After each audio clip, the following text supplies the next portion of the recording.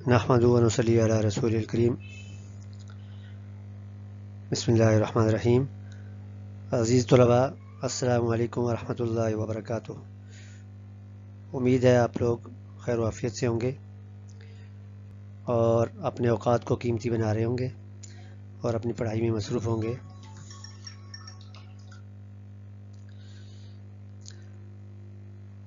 چھٹی جماعت کے طلباء کی اسلامیات کی کتاب کا آج 7واں لیکچر پیش ہے۔ اس سے پہلے 6 لیکچر ہو چکے ہیں اور آج 7واں لیکچر پیش خدمت ہے، جس کا عنوان ہے صلح حدیبیہ۔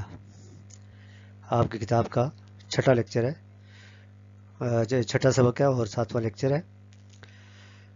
تو ہم دیکھتے ہیں صلح حدیبیہ یہ کیا ہے اور اس کو کس طرح سمجھنا چاہیے۔ جیسا کہ نام سے ظاہر ہے، صلح حدیبیہ یہ دو لفظ ہیں، ایک صلح ہے اور ایک حدیبیہ ہے۔ تو اس سے قبل کہ اس کا معنی اور مفہوم بتایا جائے تو تھوڑا سا ہم اس کا پس منظر بیان کریں گے کہ انسانی تاریخ میں کچھ واقعات ایسے گزرے ہیں جنہوں نے نہ صرف تاریخ کا رخ موڑا ہے بلکہ انسانوں کو زندگی گزارنے کے سنہری اصول بھی فراہم کیے ہیں۔ تو انہی واقعات میں سے یہ بھی ایک واقعہ ہے جس واقعہ میں ایک عظیم صلح کا اور معاہدے کا ایگریمنٹ کا ذکر کیا گیا ہے۔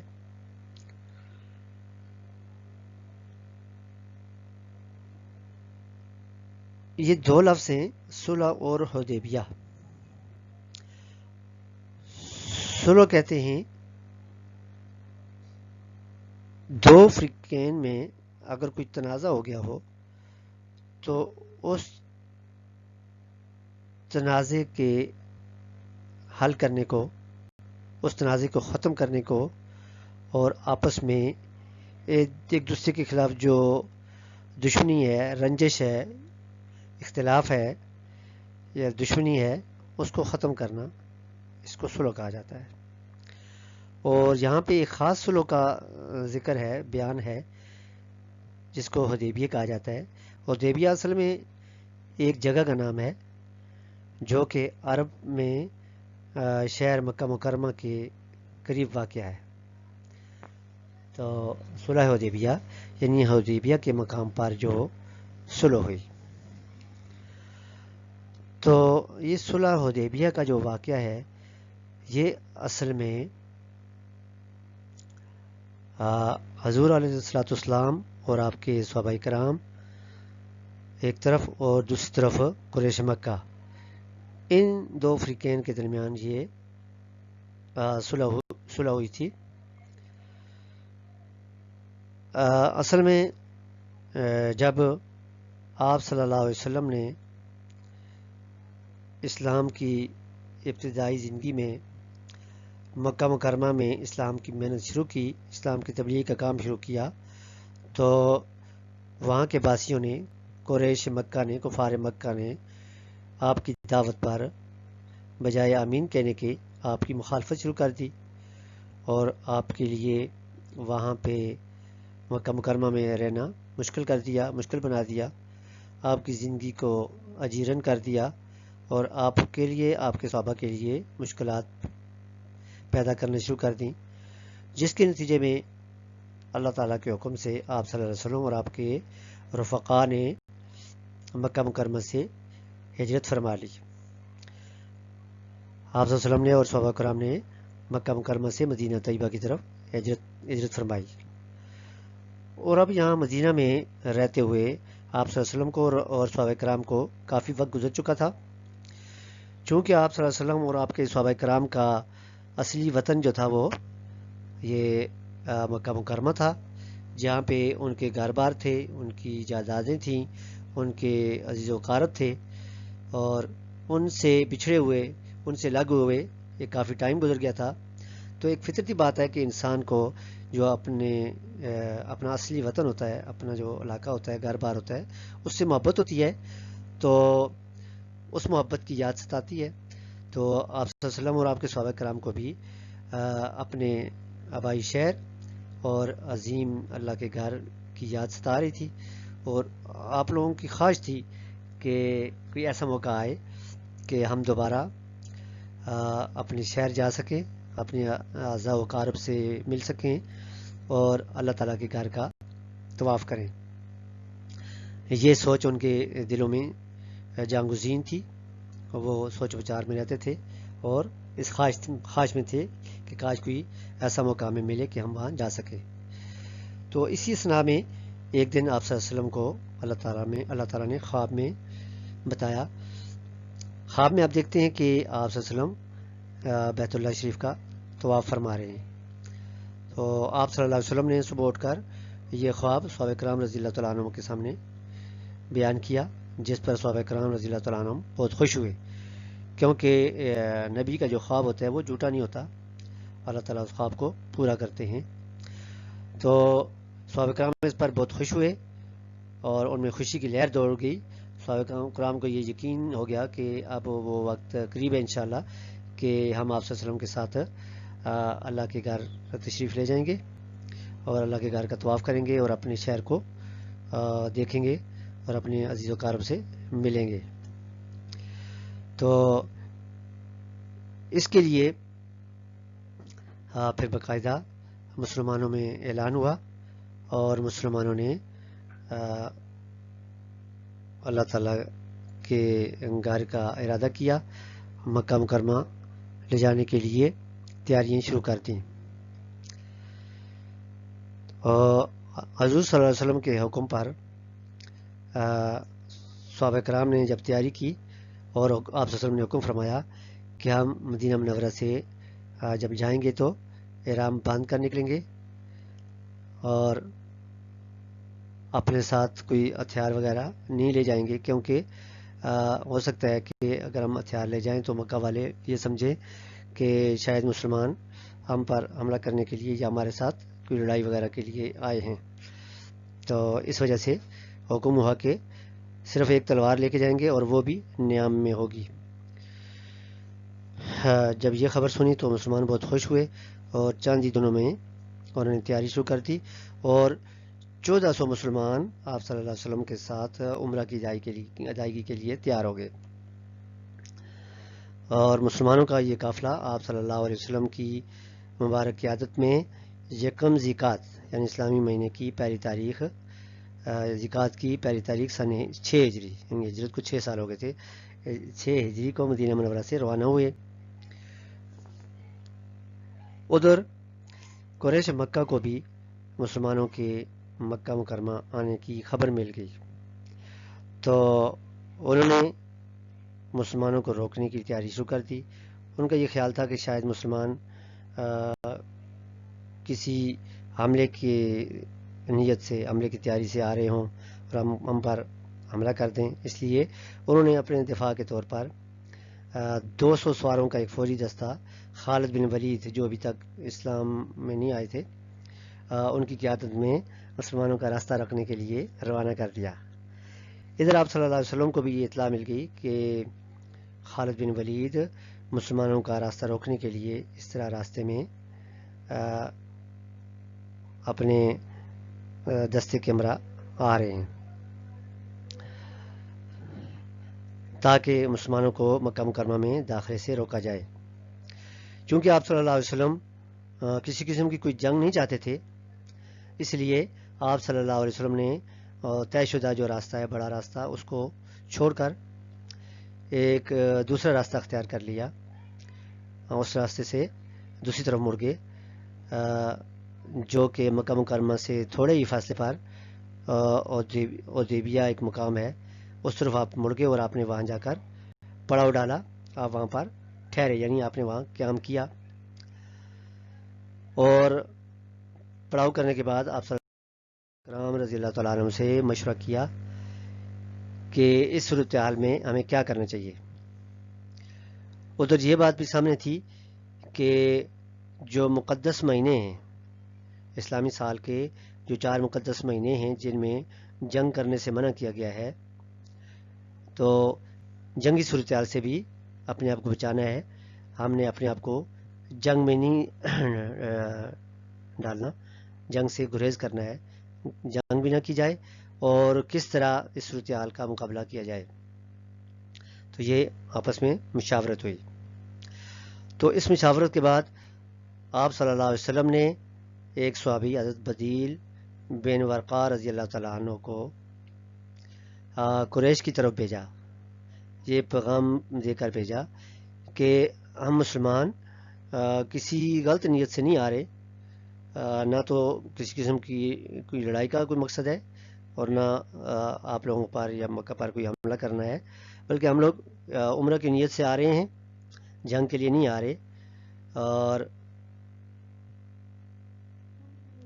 ہم آپ کے ساتھ یعنی قریش کے ساتھ بات چیت کرنا چاہتے ہیں، اور ان مسائل کو بات چیت کے ذریعے حل کرنے کے لیے تیار ہیں، بات چیت کے ذریعے حل کرنا چاہتے ہیں.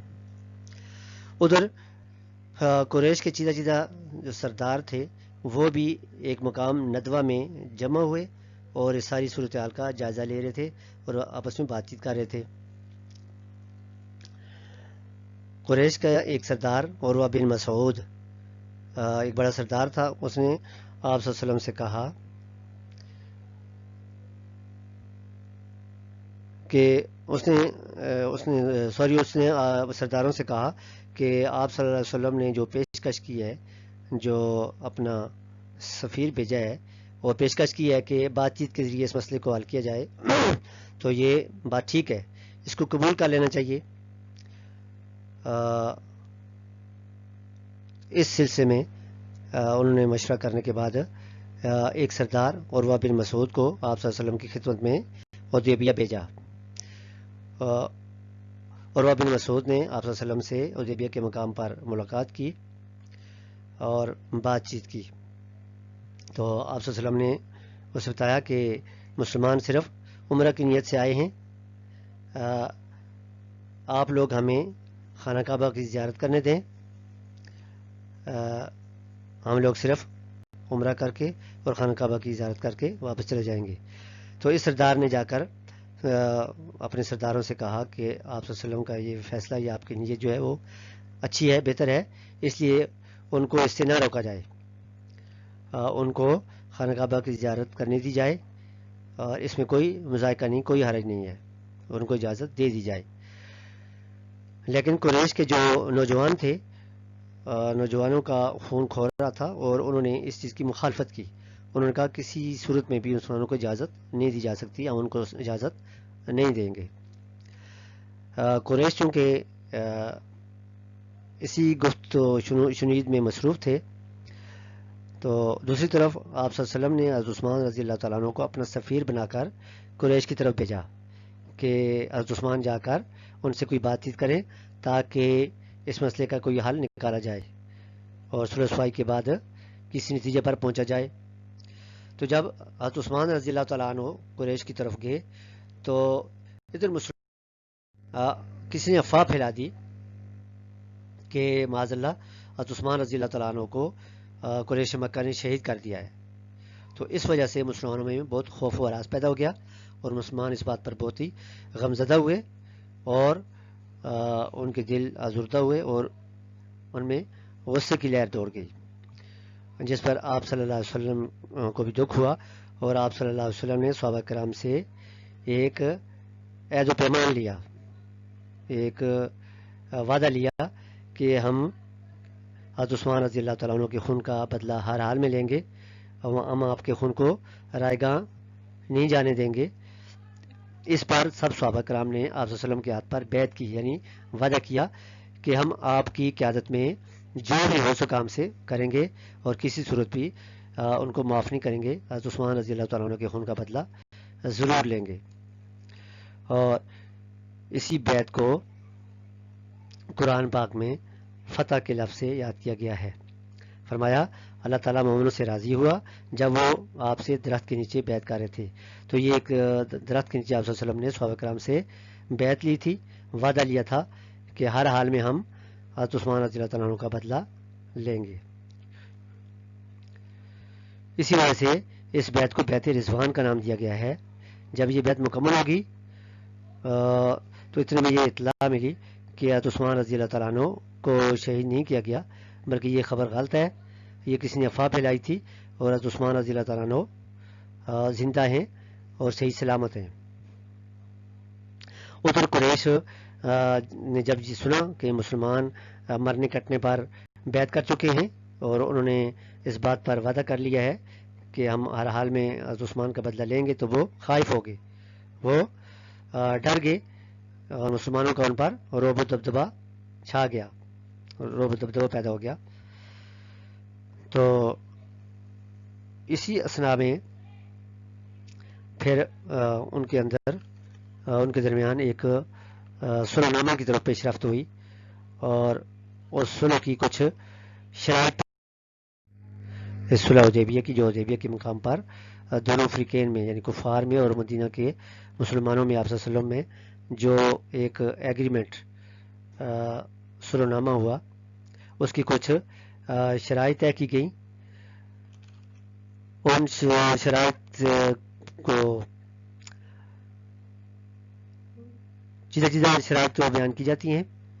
ان شرائط میں ایک نمائش یہ تھی کہ مسلمان اس بار عمرہ کی بغیر واپس چلے جائیں گے اور بعد میں آ کر اگلے سال عمرہ ادا کریں گے، اور یہ بھی شرط رکھی گئی کہ مسلمان ہتھیار لگا کر، ہتھیار پہن کر مکہ نہیں آئیں گے، بلکہ صرف تلوار ہوگی اور وہ بھی نیام میں ہوگی۔ اور یہ بھی شرط رکھی گئی کہ مکہ مکرمہ میں موجود کسی مسلمان کو بھی ساتھ لے کر نہیں جائیں گے، یعنی مسلمانوں کے ساتھ وہ اس طرح گلے ملیں گے نہیں اور اپنے ساتھ نہیں لے کے جائیں گے۔ اور دوسری طرف اگر کوئی مسلمان مدینہ منورہ سے مکہ آنا چاہے تو اس کو اجازت ہوگی، مسلمان اس کو منع بھی نہیں کریں گے۔ ایک شرط یہ رکھی گئی کہ عرب کے قبائل اپنی مرضی سے قریش مکہ یا مسلمانوں کے ساتھ اتحاد کر سکتے ہیں، یعنی جس سے چاہیں مل سکتے ہیں، ان پر کوئی پابندی نہیں ہوگی۔ اور ایک شرط یہ بھی تھی کہ مسلمانوں کو حج، عمرہ، زیارت یا تجارت کے لیے مکہ مکرمہ آنے پر تحفظ فراہم کیا جائے گا، یعنی ان کی جان مال عزت کا دفاع کیا جائے گا، ان کو نقصان نہیں پہنچایا جائے گا۔ بدلے میں مسلمان قریش کے تجارتی قافلوں کا تحفظ اور خیال رکھیں گے۔ تو اس عظیم صلح کے کچھ نتائج اور اثرات بھی مرتب ہوئے، یعنی اس کے بہت اچھے نتائج نکلے اور اچھے اثرات مرتب ہوئے کہ جب یہ معاہدہ ہوا مسلمانوں اور کفار میں، قریش مکہ میں جب یہ معاہدہ ہوا تو بظاہر یہ شرائط مسلمانوں کے حق میں نہیں تھے، مسلمانوں کے خلاف لگ رہی تھیں، لیکن اس کا اتنا بڑا فائدہ یہ ہوا کہ مسلمانوں کے لیے اسلام کی تبلیغ کی راہ میں جو رکاوٹیں تھیں وہ ختم ہو گئیں۔ رکاوٹ یہ تھی کہ مسلمانوں کو امن نہیں تھا، مسلمانوں کو قریش مکہ کے حملوں کا خطرہ تھا۔ اب معاہدے کی وجہ سے اس خطرے سے وہ محفوظ ہو گئے، ان کی جان محفوظ ہوگی، ان کا آنا جانا آزادانہ طور پر ہو گیا، اب وہ اسلام کی تبلیغ کے لیے آ جا سکتے تھے۔ اسی لیے اس معاہدے کو فتح مبین کا نام دیا گیا کہ یہ ایک عظیم فتح ہے۔ اس فتح کو مسلمانوں کی بہت بڑی فتح قرار دیا گیا کہ یہ ایک کھلی فتح ہے۔ اور اس کے علاوہ بعد کے حالات نے بھی یہ بات ثابت کر دی، یہ واضح ہو گیا کہ واقعی اس سے مسلمانوں کو بہت بڑا فائدہ ہوا ہے اور یہ ان کے لیے بڑی فتح کے مترادف ہے۔ اور اس میں یہ فائدہ بھی ہوا کہ قریش نے مدینہ منورہ کی ریاست کو تسلیم کر لیا، جو کہ اس سے پہلے قریش مکہ تسلیم نہیں کر رہے تھے، لیکن اس صلح کے بعد قریش نے مسلمانوں کی ریاست مدینہ کو باقاعدہ ایک اسٹیٹ کے طور پر، ریاست کے طور پر تسلیم کر لیا، اور جس سے قریش اور دوسرے جو قبائل تھے ان پر مسلمانوں کا رعب قائم ہو گیا، دبدبہ قائم ہو گیا، اور لوگوں کے لیے، قبائل کے لیے یا عام لوگوں کے لیے اسلام کو قبول کرنا بھی آسان ہو گیا۔ اور اس کا ایک بڑا فائدہ یہ ہوا کہ اس معاہدے سے قریش مکہ اور یہودیوں کا مسلمانوں کے خلاف جو گٹھ جوڑ تھا، آپس میں اتحاد جو تھا، وہ بھی کمزور پڑ گیا، اس کا بھی مسلمانوں کو فائدہ ہو گیا، اور 1 سال بعد 7 ہجری میں خیبر فتح ہو گیا، مسلمانوں کے ہاتھوں خیبر کی فتح اللہ تعالیٰ نے عطا فرمائی، اور پھر 8 ہجری میں مکہ بھی فتح ہو گیا۔ یہ تھا مختصر سا تعارف صلح حدیبیہ کے متعلق، کہ اس عظیم صلح میں مسلمانوں کو بہت بڑے فوائد حاصل ہوئے، جس کو ایک بہت بڑی کامیابی کا پیش خیمہ کہا جا سکتا ہے، جس سے مسلمانوں کے راستے کھل گئے اور اسلام پھیلنے لگا۔ عزیز طلباء، اب اس چیپٹر کا سبق کا اگلا حصہ، جس میں ہم مشقی سوالات حل کرتے ہیں۔ مشقی سوالات میں سوال نمبر 1 ہے مشق کا پہلا حصہ، جس میں مناسب ترین جوابات پر نشان لگائے جاتے ہیں۔ تو سوال نمبر 1 کی پہلی جز ہے حدیبیہ نام ہے۔ حدیبیہ ایک جگہ کا نام ہے، یعنی مکہ کے قریب ایک جگہ ہے جس کا نام حدیبیہ ہے، اسی مقام پر مسلمانوں نے پڑاؤ ڈالا تھا، مسلمان یہاں پر آ کر ٹھہرے تھے، یہ مکہ کے قریب جگہ کا نام ہے۔ دوسرا سوال ہے، دوسری جز ہے صلح حدیبیہ کا واقعہ پیش آیا۔ صلح حدیبیہ کا واقعہ غزوہ خیبر سے پہلے پیش آیا۔ الف جز ہے، الف جز کو آپ ٹک کریں گے، غزوہ خیبر سے پہلے۔ اس سوال کی تیسری جز ہے صلح حدیبیہ کے موقع پر حضرت خالد بن ولید رضی اللہ تعالیٰ عنہ آئے تھے، کیا کرنے آئے تھے، ان کا کیا مقصد تھا؟ بے جز پہ آپ نے نشان لگانا ہے، مسلمانوں کا راستہ روکنے کے لیے۔ صلح حدیبیہ کے موقع پر حضرت خالد بن ولید مسلمانوں کا راستہ روکنے آئے تھے، چونکہ وہ ابھی تک اسلام میں داخل نہیں ہوئے تھے، تو اس لیے کفار کی طرف سے مسلمانوں کا راستہ روکنے کے لیے حدیبیہ کی طرف بڑھے تھے۔ اگلی اور چوتھی جز ہے حضور صلی اللہ علیہ وسلم نے کس کا بدلہ لینے کے لیے بیعت کی؟ حضور صلی اللہ علیہ وسلم نے صحابہ کرام سے حضرت عثمان رضی اللہ عنہ کا بدلہ لینے کے لیے بیعت کی، جن کے متعلق یہ افواہ پھیلا دی گئی تھی کہ معاذ اللہ حضرت عثمان رضی اللہ تعالیٰ عنہ کو شہید کر دیا گیا ہے، جو کہ قریش مکہ سے بات چیت کرنے کے لیے گئے تھے، لیکن انہیں شہید کر دیا گیا ہے۔ جب یہ خبر سنی تو آپ صلی اللہ علیہ وسلم نے صحابہ کرام سے ایک درخت کے نیچے بیعت لی، جس کو بیعت رضوان بھی کہا جاتا ہے۔ تو اس کا صحیح جواب کیا ہے؟ جیم جز ہے، حضرت عثمان۔ اگلا اور آخری پوائنٹ ہے خیبر فتح ہوا۔ خیبر سن 7 ہجری میں فتح ہوا، اس کا صحیح جواب ہے 7 ہجری، بے جز پہ آپ نشان لگائیں گے 7 ہجری۔ اب سوال نمبر 2 ہے، جس میں آپ نے کالم ملانے ہیں۔ اگر کتاب آپ کے سامنے ہو تو صفحہ نمبر 41 پہ ہے، 2 کالم ہیں، کالم الف اور کالم بے۔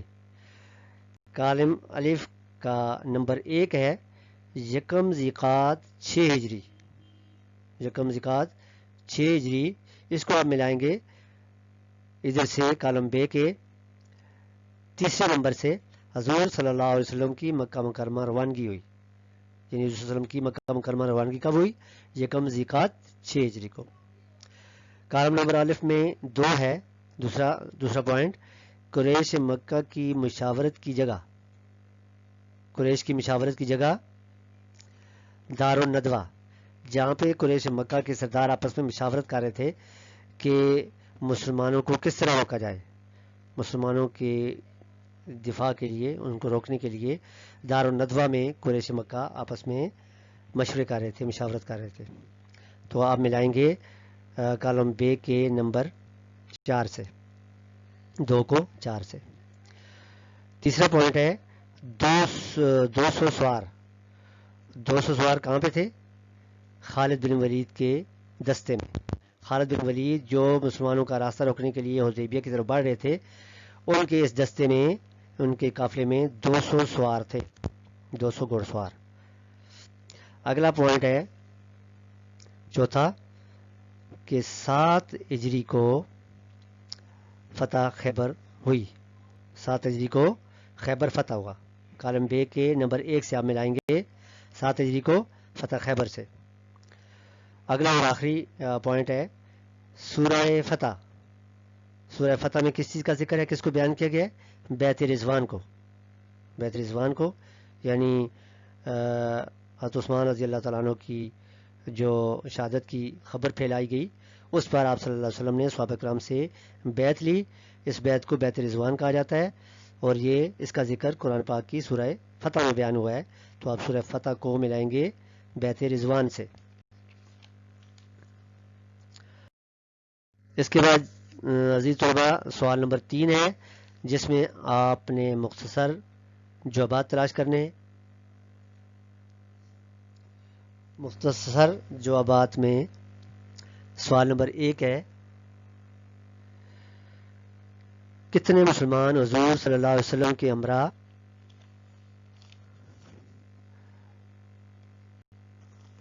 عمرہ کی نیت سے مکہ مکرمہ آئے تھے؟ تو اس کا جواب ہے، آپ صلی اللہ علیہ وسلم کے ساتھ عمرے کی نیت سے 1400 مسلمان آئے تھے. 1400 مسلمان آپ صلی اللہ علیہ وسلم کے عمرہ ادا کرنے کے لیے آئے تھے. اگلا سوال ہے جی، سوال نمبر 2، بیعت رضوان سے کیا مراد ہے؟ سوال نمبر 2 بیعت رضوان سے کیا مراد ہے؟ تو اس کا جواب ہے، آپ ہیڈنگ کے طور پر لکھیں گے بیعت رضوان. بیعت رضوان اس کا جواب ہے، جب آپ صلی اللہ علیہ وسلم کو حضرت عثمان رضی اللہ عنہ کی شہادت کی خبر ملی تو آپ نے حضرت عثمان رضی اللہ تعالیٰ عنہ کا بدلہ لینے کے لیے صحابہ کرام سے اپنے ہاتھ پر بیعت لی. بیعت کسے کہتے ہیں؟ وعدہ لینا. ان سے اس بات پر پختہ وعدہ لیا کہ یہ جو ہم بات آپس میں طے کر رہے ہیں اس پہ پورا اتریں گے. وہ کیا بات تھی کہ ہم یا تو حضرت عثمان رضی اللہ عنہ کا بدلہ لیں گے، اور یعنی کسی حال میں ہم ان کا بدلہ لیے بغیر واپس نہیں جائیں گے. تو صحابہ کرام نے آپ صلی اللہ علیہ وسلم کے ہاتھ پر بیعت کی، یعنی وعدہ کیا کہ ہم ہر حال میں آپ سے وعدہ کرتے ہیں کہ ہر حال میں حضرت عثمان رضی اللہ عنہ کا بدلہ ضرور لیں گے. اسی وجہ سے اسے بیعت رضوان کا نام دیا گیا ہے. اگلا سوال ہے، عروہ بن مسعود نے قریش کو کیا بتایا تھا؟ یعنی عروہ بن مسعود جو قریش کا سردار تھا، اس نے قریش کو جا کر کیا بتایا؟ تو عروہ بن مسعود نے قریش کو جا کر بتایا کہ مسلمان صرف عمرہ کی نیت سے آئے ہیں، انہیں خانہ کعبہ کی زیارت سے نہ روکا جائے. یعنی یہ دانشمندی کا تقاضا ہے کہ جب وہ کسی فتنہ و فساد کے لیے نہیں آئے، پرامن طور پر آئے ہیں اور صرف زیارت کرنا چاہتے ہیں، طواف کرنا چاہتے ہیں، تو انہیں نہ روکا جائے. بہتر ہے کہ انہیں آنے کی اجازت دی جائے تاکہ وہ عمرہ ادا کر کے طواف کر کے زیارت کر کے واپس چلے جائیں. اگلا سوال ہے، صلح نامہ حدیبیہ کس نے لکھا؟ صلح نامہ حدیبیہ اس کا صحیح جواب ہے سہیل بن عمر نے. صلح نامہ حدیبیہ سہیل بن عمر نے لکھا. 5واں اور آخری سوال ہے، صلح نامہ حدیبیہ کو فتح مبین کیوں کہا گیا؟ تو اس کا جواب ہے، چونکہ صلح نامہ حدیبیہ کے نتیجہ میں اسلام کی تبلیغ کی رائے ہموار ہوئی، جو کہ ایک سب سے بڑی رکاوٹ تھی، وہ 10 سال کے لیے دور ہو گئی. یعنی جب امن کا معاہدہ ہو گیا اور اس میں یہ بات طے ہو گئی کہ 10 سال تک دونوں فریقین میں جنگ نہیں ہوگی، تو جب امن ہو گیا تو اب مسلمانوں کے لیے آنا جانا آسان ہو گیا اور ان کی یہ رکاوٹ ختم ہو گئی، اسلام کی تبلیغ ممکن ہوئی. تو اسی لیے اللہ تعالیٰ نے اس معاہدے کو فتح مبین کہا ہے. یعنی اس سے بہت بڑا فائدہ ہوا ہے، اور یعنی وہ عظیم فتح کے مترادف ہے. بعد کے حالات نے بھی یہ بات ثابت کر دی کہ واقعی یہ ایک کھلی فتح تھی، مسلمانوں کو اس میں بہت بڑی کامیابی نصیب ہوئی. یہ تھا جی مختصر سوالات کا جوابات کا سلسلہ. اس کے بعد اگلے مرحلے میں ہم آتے ہیں تفصیلی جوابات کی طرف. سوال نمبر 4 میں پہلا سوال ہے، صلح حدیبیہ کے نتائج کیا رونما ہوئے؟ یعنی صلح حدیبیہ کے نتائج کیا تھے؟ تو اس کا جواب آپ کی کتاب کے صفحہ نمبر 40 پر ہے. اگر کتاب آپ کے سامنے ہو، اگر نہیں ہے تو آپ سامنے رکھ لیں. صفحہ نمبر 40 پر جہاں پہ ہیڈنگ ہے نتائج و اثرات. نتائج و اثرات، اس میں چوتھی لائن آپ دیکھ سکتے ہیں. چوتھی لائن میں اسلام قریش مکہ کے مقابل ایک بڑی قوت کے طور پر سامنے آیا. یہاں سے لے کر اس پیراگراف کے آخری لفظ کی طرف دیکھیں. خوشنودی اور نصرت حاصل رہے گی. یہ آپ کا تفصیلی سوال نمبر 1 کا جواب ہے. یعنی اسلام قریش مکہ کے مقابل ایک بڑی قوت کے طور پر، یہاں سے لے کر پیراگراف کی آخری لائن خوشنودی اور نصرت حاصل رہے گی. یہ ہوا آپ کا سوال نمبر 1. اس کے بعد ہے تفصیلی سوال نمبر 2 کہ صلح حدیبیہ کی عام شرائط کون سی تھیں. صلح حدیبیہ کی عام شرائط، تو اس کا جواب اسی صفحہ نمبر 40 پر ہے. آپ دوسری لائن میں دیکھ سکتے ہیں، صفحہ نمبر 40 کی دوسری لائن، صلح حدیبیہ کی چند اہم شرائط. یہ شرائط 1 سے لے کر 2 3 4 5 6 اور 7. پیراگراف کا آخری لفظ ہے تحفظ کا خیال رکھیں گے. مسلمان قریش کے تجارتی قافلوں کے تحفظ کا خیال رکھیں گے. یہ آپ کے تفصیلی سوال نمبر 2 کا جواب ہے.